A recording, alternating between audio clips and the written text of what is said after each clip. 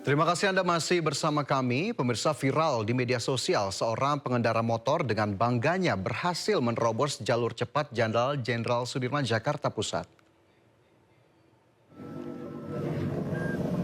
Seorang pemotor sengaja menerobos jalur cepat hanya untuk konten media sosial.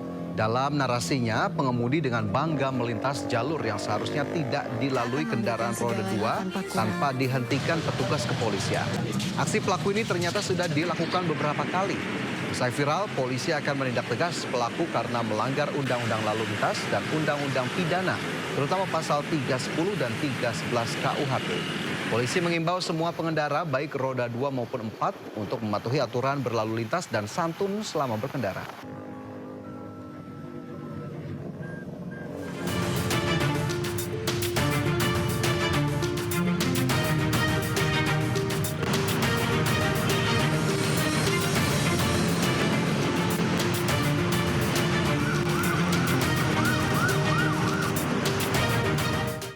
Dan selanjutnya pemirsa, saatnya kita simak pantauan arus lalu lintas siang hari ini dan kami telah terhubung dengan Brigadir Treslinda dari NTMC Polri yang kini berada di kawasan Simpang Pancoran, Jakarta. Selamat siang Brigadir Treslinda, bagaimana pantauan arus lalu lintas dari tempat Anda melapor? Ya baik, terima kasih Fajar dan juga selamat siang pemirsa. Di aktivitas istirahat makan siang pada saat ini memang arus lalu lintas di kawasan ini juga mengalami peningkatan volume kendaraan di beberapa ruas jalan dan juru kamera kami juga akan menunjukkan kepada Anda kondisi arus lalu lintas terkini. Dan memang perlambatan kecepatan kendaraan ini di antrian traffic light mencapai 100 meter untuk kendaraan dari arah Pasar Minggu dengan dominasi kendaraan roda 2. Dan untuk kendaraan dari arah Kuningan yang akan mengarah ke arah Cawang saat ini juga dalam keadaan ramai dan lancar. Perlambatan kecepatan kendaraan terjadi di antrian traffic light. Kendaraan dari Manggarai yang akan mengarah ke arah Pasar Minggu juga dalam keadaan ramai cenderung tersendat di sana. Memang dengan adanya pekerjaan galian pada median jalan ini juga menjadi salah satu hambatan perlambatan kecepatan kendaraan dari arah Manggarai. Tentunya kami harapkan Anda dapat berhati-hati, jaga jarak aman, kemudian jaga batas kecepatan kendaraan, hal ini untuk menghindari terjadinya hal-hal yang tidak diinginkan. Kemudian memang kawasan Pancoran ini juga ramai dengan aktivitas pejalan kaki yang berlalu lalang di kawasan ini. Tentunya hal ini juga menjadi perhatian para pengguna jalan yang melintas untuk selalu menjaga batas kecepatan kendaraan Anda. Dan kendaraan dari arah Cawang yang akan mengarah ke arah Semanggi, yang akan berbelok kiri ke arah Saharjo dan juga berbelok kanan ke arah Pasar Minggu saat ini dalam keadaan ramai dan lancar. Perlambatan kecepatan kendaraan di kawasan ini hanya terjadi pada antrian di traffic light.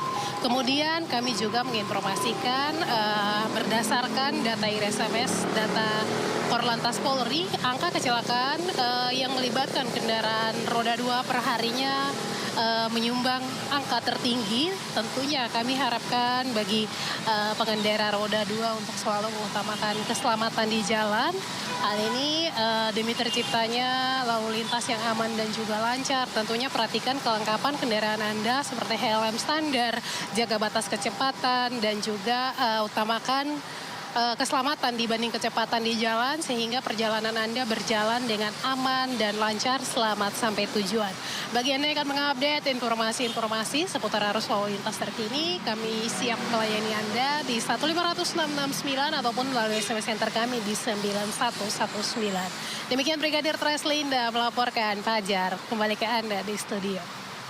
Ya, terima kasih Brigadir Treslinda atas laporannya dari kawasan Simpang Pancoran, Jakarta. Selamat bertugas kembali, salam presisi.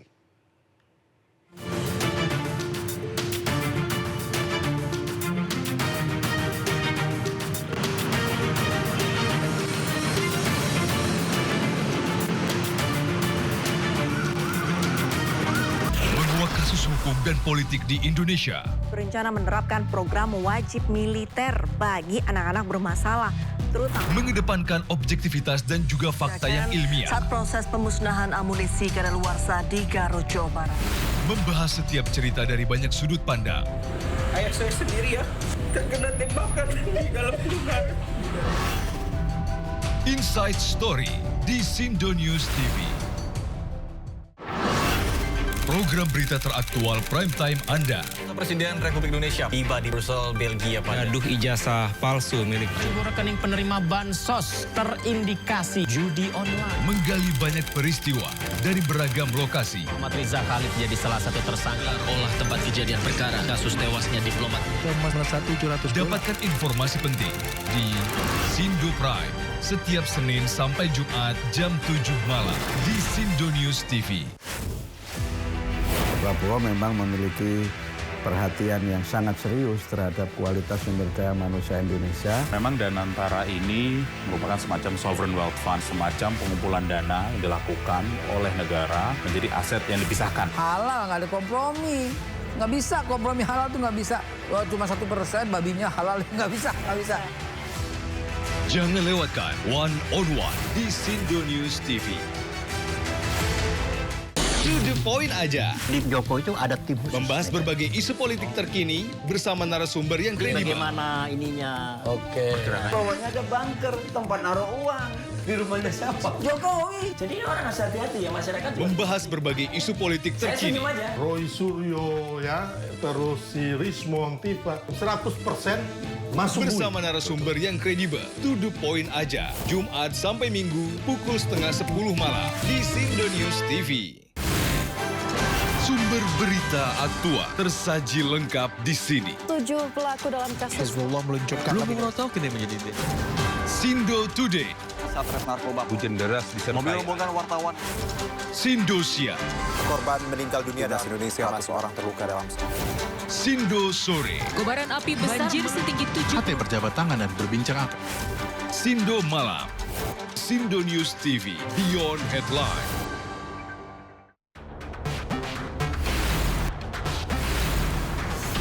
Rangkuman peristiwa di akhir pekan. Terus mengungkap praktek ratusan warga rela anti pajak.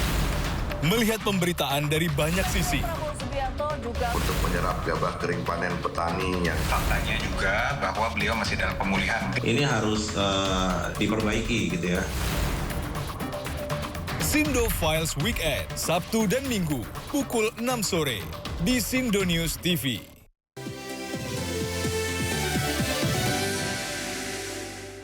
Kembali bersama kami di Sindo Siang, pemirsa 3 oknum polisi Satreskrim Polres Luwu, Sulawesi Selatan dilaporkan ke Propam pasca menganiaya pelaku pencurian. Pihak keluarga meminta agar proses hukum terhadap ketiga oknum polisi dilakukan profesional dan transparan.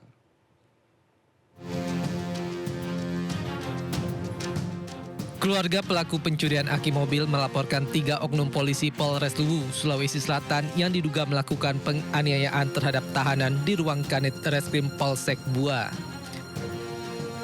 Korban alami patah tulang kaki hingga menjalani operasi. Ketiga oknum polisi tersebut dilaporkan ke Propam Polres Luwu untuk mempertanggungjawabkan perbuatannya.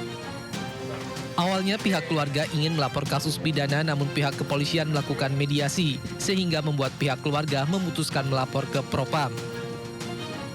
Kami akan tangani secara profesional ya, sebagai bentuk kepercayaan dari masyarakat supaya tidak ada lagi keraguan lagi dari masyarakat yang meminta keadilan. Jadi kami mudah-mudahan diberikan kepercayaan untuk menangani secara profesional dan menuntaskan kasus ini. Terima kasih. Kalau boleh tahu Pak, berapa orang yang sempat dilaporkan Pak? Untuk sementara 1 orang yang dilaporkan, nanti akan berkembang dari hasil penyidikan yang dilakukan oleh Propos Polres Luwu. Korban penganiayaan oknum polisi masih menjalani perawatan di Rumah Sakit Umum Sawiri Gading Palopo. Pihak keluarga berharap agar ketiga oknum polisi mendapat sanksi tegas sesuai perbuatannya, termasuk sanksi pemecatan agar tidak menimbulkan korban yang serupa.